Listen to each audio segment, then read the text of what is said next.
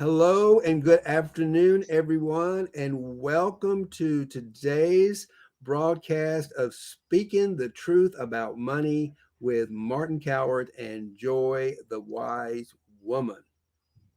And we're here to really on a mission, just to sum it up, we're here to eradicate that mean old scarcity mindset that's always coming up and telling us we're not good enough, we're not smart enough, and we don't have enough money or enough sense to go out and create our own. Well, we're here to tell you that's not true. We're here to speak the truth about money. And the more authentic we are and the more honest we are with ourselves and we realize who we truly are, the more opportunity to serve the planet, and the more opportunity to serve the planet, the more opportunity to make money doing what we love. And that's what we're here to talk about today. And I'm so excited to welcome to our show today Tosca Dimatteo. Did I say it correctly? Yes. Tosca Yes. Dimatteo. Yes. Tosca Dimatteo is a transformation coach, and she is a corporate whisperer, which she'll tell you a little bit more about. But she is on a mission to help people rediscover their heart center, their purpose, who they are and who they truly are. Mhm. Because she knows, and she's going to talk more about this, that the more authentically we live from the heart, the more joy we get, and the more joy we life, the more we can offer, and most importantly, the more money we can make doing what we love, Mhm. being authentic. And you know what? I don't know what you're going to say about this, Tosca, but I have found when I began to living in heart space like yourself, is that making money becomes effortless. Mhm. It becomes joyful. It's like dancing in the light of love. So, with that, Tosca, I'm going to ask that you introduce yourself. But more importantly, what I really want to start out with is hearing your story. How did you Mhm. become a transformational coach and corporate whisperer? Because it was probably something in your life where you weren't that and you didn't understand it. So tell us a little bit about your story of how you got into this space, and then I'd love to hear a little bit about what, now that you're here making all these wonderful shifts in people's lives, what do you see Mhm. yourself doing in the next 2 or 3 years? Oh, well, thank you, Martin. I'm so happy to be here, happy to be your guest and have this conversation. And actually, to be honest, I'm having a little bit of an aha moment, even as you're sharing, because we spoke earlier in this summer, and I remember I shared with you like a deep origin story about this work, which I don't share very often, or I hadn't at that point. I think you were one of the first people that I just was like, here's kind of how I got here, from that deepest root. And actually, earlier in September, I happened to post that on LinkedIn as it relates to this other campaign called hashtag This Little Girl Is Me, and it grew like wildfire. Like I have almost 1 million views on that. Like I had like 7,000 likes. It was like insanely disproportional in terms of its traction. And I kept asking myself, oh my God, this is crazy. Like what's happening here? And I said, you know what it is? I shared like this vulnerable, deep truth that just I naturally did, because actually it was in service of all the little girls out there, and anybody really who just struggles in life and doesn't know what, if the future is going to be worth it. And I was like, wow. And like what abundance came to me in the form of love and support and generosity. And I think you were one of the safe spaces that I kind of started sharing that story with. So thank you. It feels like a kind of full circle moment right now. Will you share it with us right now? Yes, yes, I'll Oh, share. good. Well, hell, I put it out there now. Like, um, so, so I was born with a cleft lip and palate, which means I looked very different from everybody else, and people wanted to know why. And so, Why don't um, you, for the audience, explain what that word means? What you meant? cleft lip and palate, it's What when is you're that? born and your lip or and your your palate isn't fused together. So it's open, it's open, and sometimes there's bilateral, so it's open on both sides. Actually, 1 in 700 people are born with this birth defect. There's not a real understanding about the cause. Um, but basically requires a lot of surgeries because it actually impacts your mouth, nose, and ears. So I had tubes in my ears for years. I've had multiple surgeries to take them in and out, to close your palate, jaw surgery. Your teeth are kind of not uh, also kind of, quote unquote normal. So I had braces on my teeth until I was 21. Reconstructive surgery, just over a dozen surgeries, Yes, early in my life. so as a young girl, but even a teenager, look, who we want to be pretty, we want to look good. Right. So and I'm sure it had Yeah. an impact on how you felt about yourself, your own self-image. Absolutely. I remember thinking to myself, I just wish I could be her, or I just wish I could be anybody else but me. Like Mhm. that thought was very prevalent in my life. Like that, it's Uh-huh. just like my life would be so much different and so much better if I wasn't me, if I was anybody else. Uh-huh. And so, right, that just feeling of not belonging, the marginalized, like feeling less than in every space. And Mhm. that continued beyond, teenage years. It continued that mentality, those beliefs about myself continued into the corporate environment. Um, and and then on top of that, I was in these workplaces that are often toxic, where often you're given messages that you're not enough, or like, here's your weaknesses, fix your weaknesses. And so Mhm. I wasn't in an environment that lifted me up on top of a lifetime of beating myself up. And went into marketing career, which I loved, but then it came a point where I realized I am more passionate about helping to detoxify these workplaces and helping people to live from their authentic self unapologetically, Mhm. that I took a huge leap of faith and quit my job 3 years ago and started the company I have today, which is Tosca Coaching and Consulting. Wow. And I see you've got something behind you there. It says, I'm only accepting good vibes and money. I love that.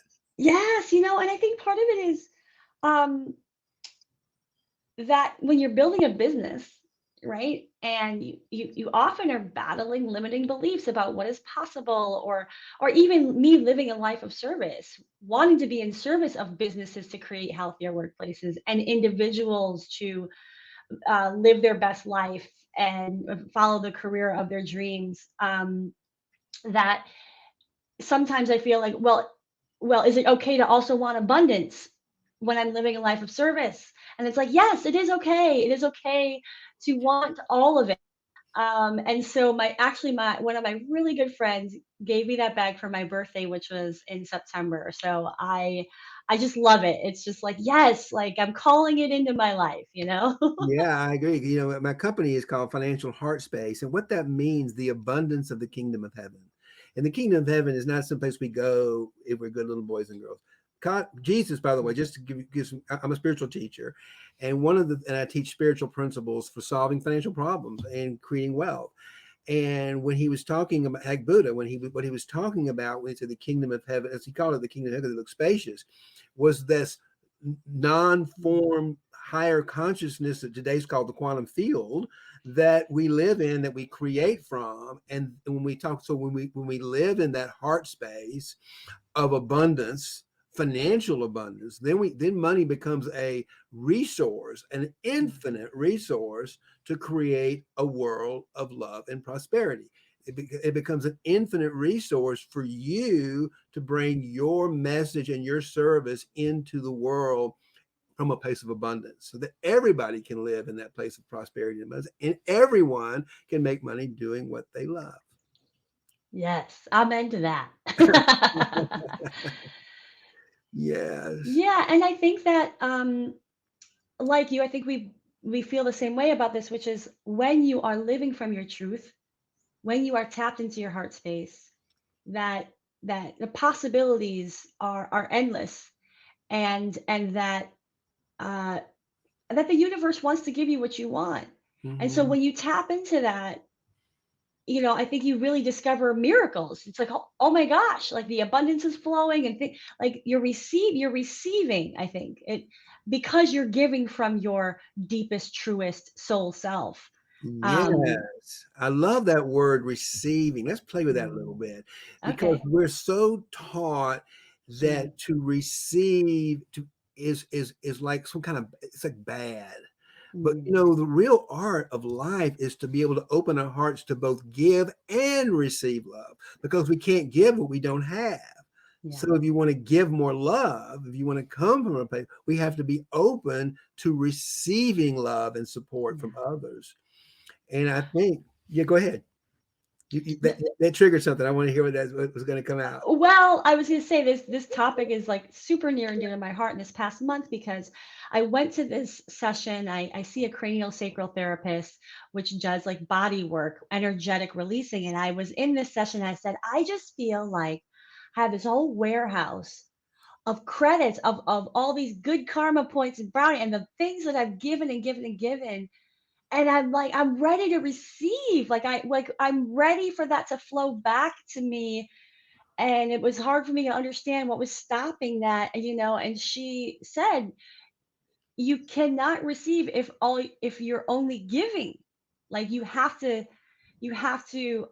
create space to receive. I love And that. So what did you do?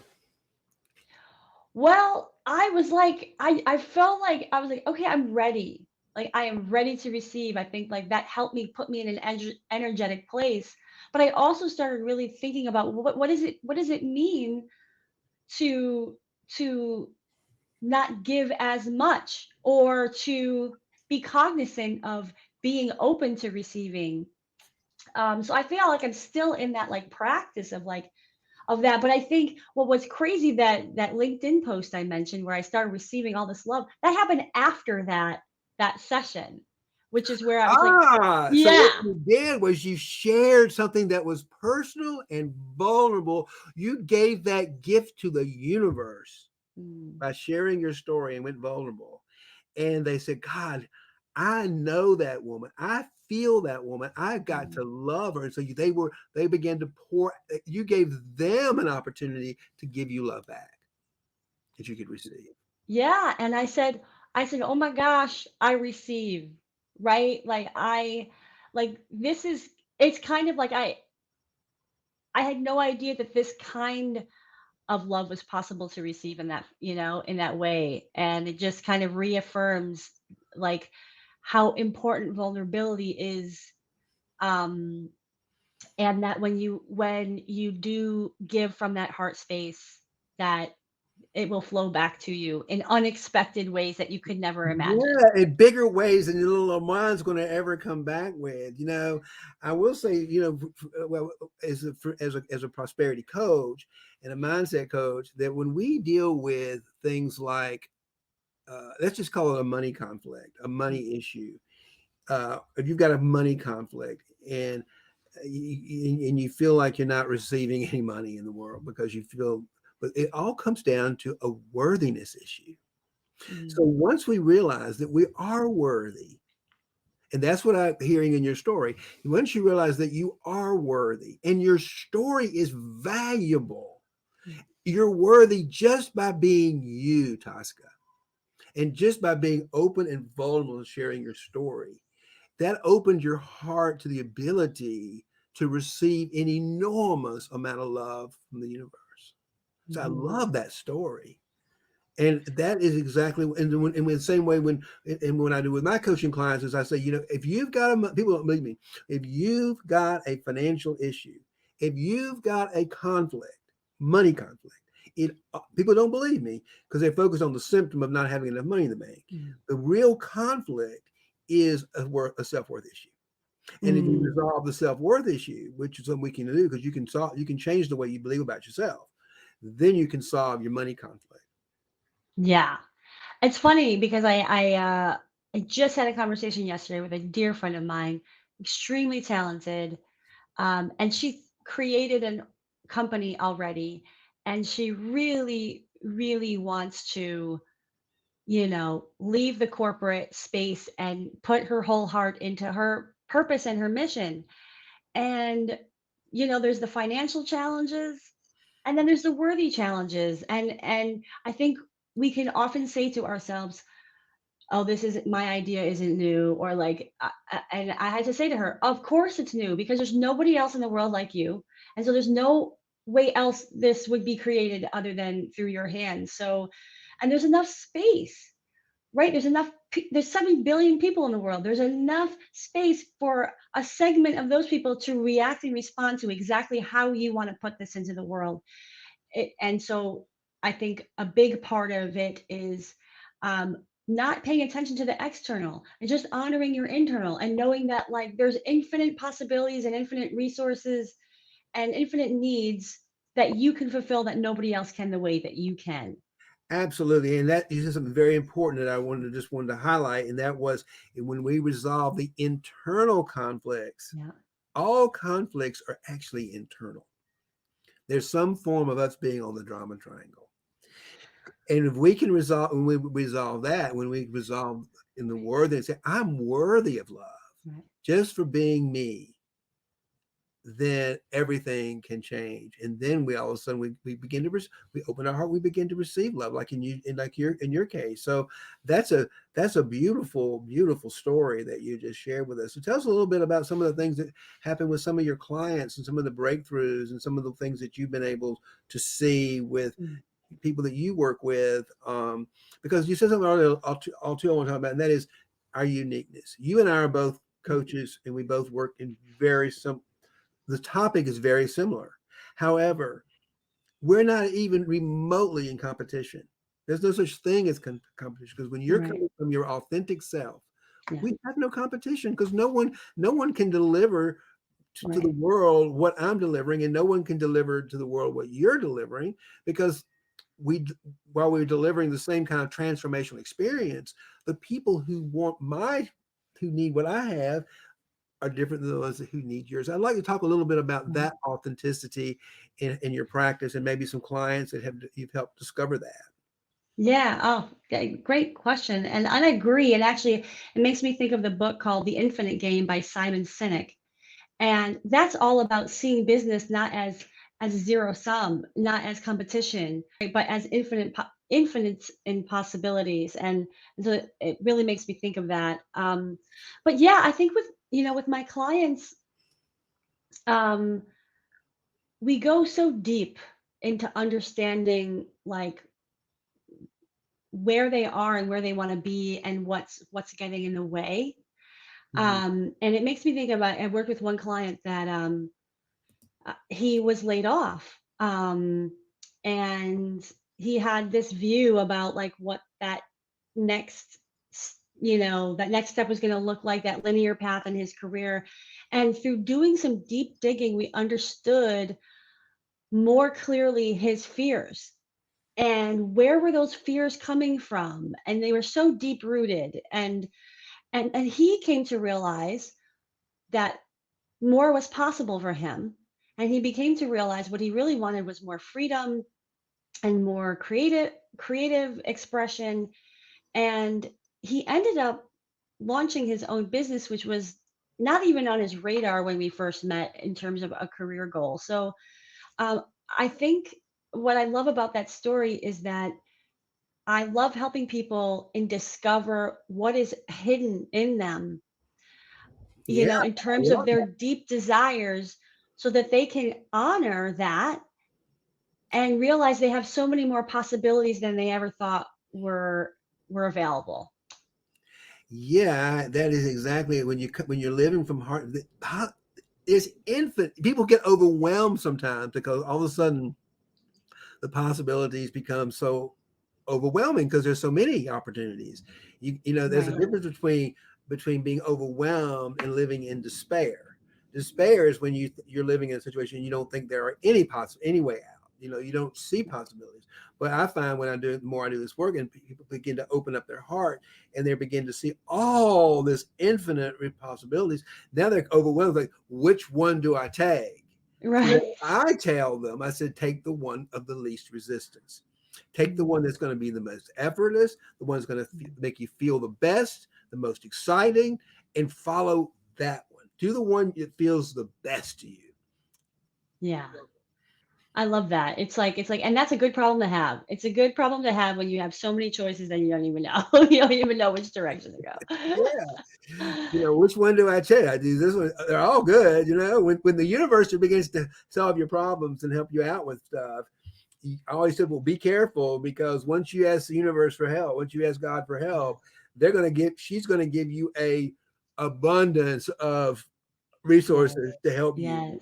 And now you got to figure out, well, which one do I get to take first? Right. And that, like you say, it's a good problem to have. And yeah, I completely agree. And tell me a little bit about what abundance means for you in your life. Mm. I mean, how is living in abundance and living from a place of authenticity and truth? Um, you touched on it, but just go take that and have some fun with it. Yeah. Yeah, abundance is to me like just a feeling of being taken care of in a Mhm. way, I you love that. know? Yeah. Mhm. Like when I see a huge bouquet of flowers, it makes me think of the word abundance, you know? That this beauty is bountiful. It makes me think of not lacking for anything, right? For having Right. everything that I need, right here in this moment, internally, externally, what have you, right? That I have, like, almost like I have no needs, um, and it makes me think too. Like I'm a gift giver. It's just who I've always. That's been my love language, Mhm. And I feel like when I look back at my life, whenever I made that choice to make a purchase for somebody and give them something, I never did it from this place of scarcity, but from this place of like this is what I can give and have to give, and it brings me joy.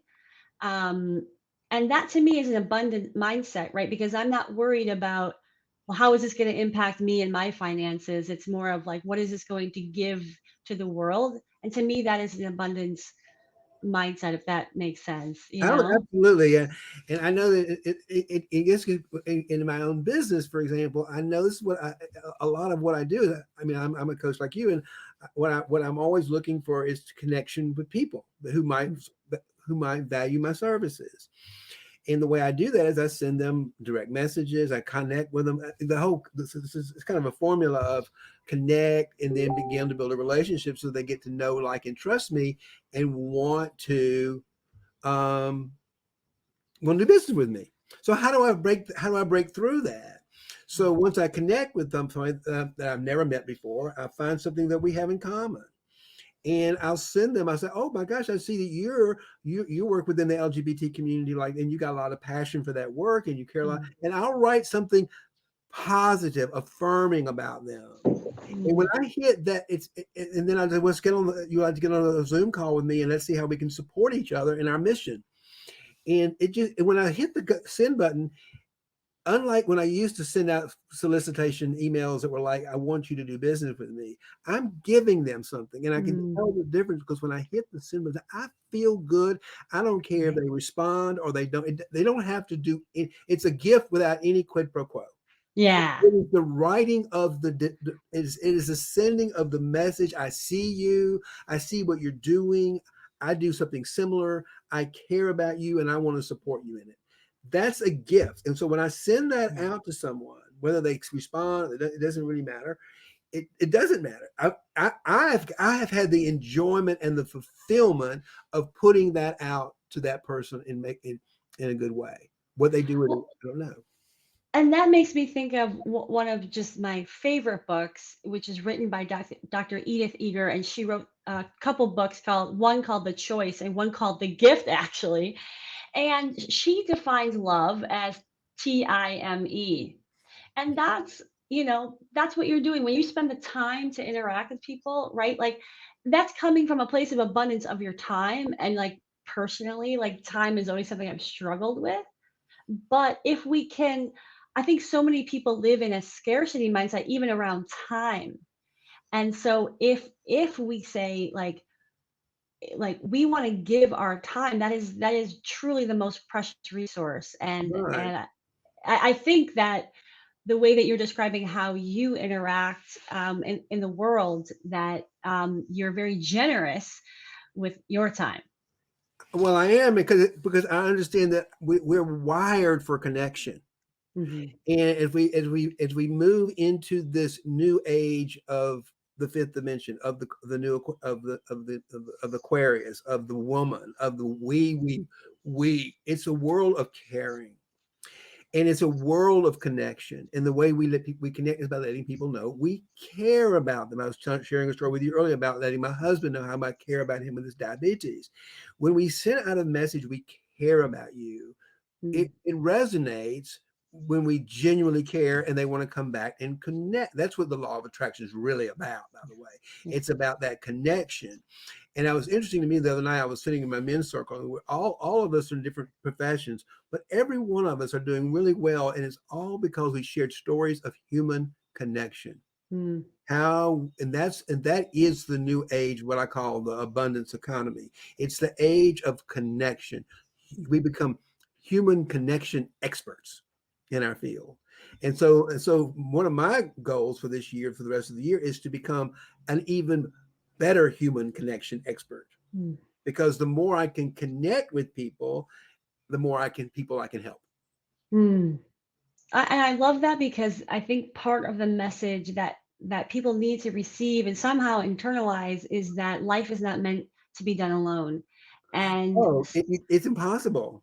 yeah, and so many people, I think, deny themselves the support and the resources, whether it be a coach, whether it be whatever assistance that they need, because of indoctrinated messages and conditioning that like we're supposed to figure it all out on our own. And so I love that. I love that. For more people to receive that message, I think is really, really needed.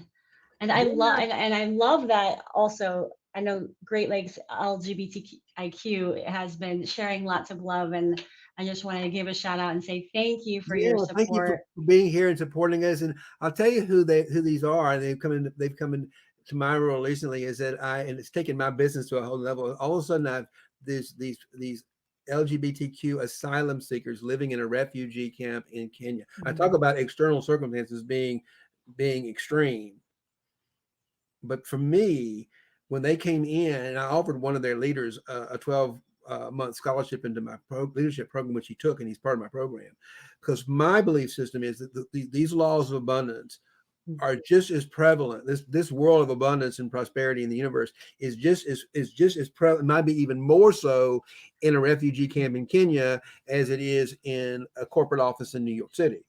So from my perspective, it's taken me that if I can help this guy's already got a huge, huge, huge heart. He's a real natural heart-centered leader.